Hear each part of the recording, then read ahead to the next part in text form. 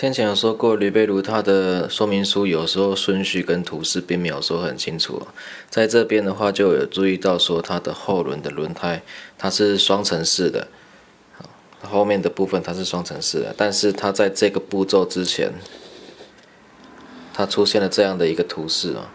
看起来会有点那个稍微眼花缭乱的状况，不知道为什么前面已经先上一个轮胎，后面他又叫你说你要再上2个轮胎。那种状况出现了，它其实这边的话，主意到是一个让你用来表示说，因为它的前轮的部分，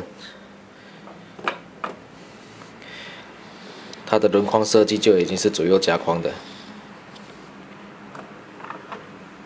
是左右夹框的，然后它的那个轮胎胎皮的话呢，它中间是往内凹的。所以在这个地方呢，它那个后面第41步的这个位置，它所写的意思就是说呢，你轮胎它的装法是仿像大车的那个车胎的那个内外胎的装法，不过由于是塑胶模型的状况呢，它没办法去展现出那个延伸跟连接铆钉的那种状况。你如果说是单要做场景要换轮胎那种状况的话，你可以自己就这样装。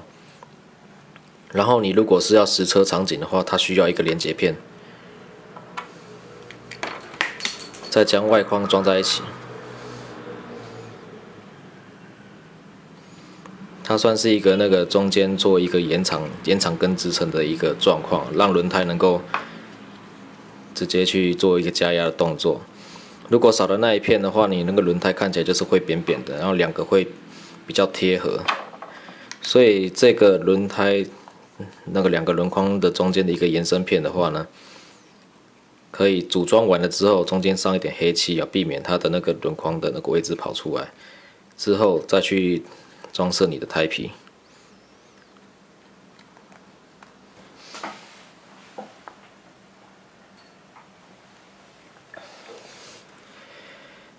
然后它这边的话，它内外框它是有个定位点的，然后由于是已经有上过电镀，所以也是要注意到说它电镀的部分必须要先将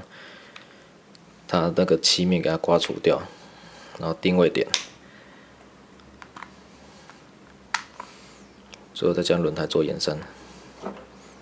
好，可以看到还是会稍微有一点点间隙出现了。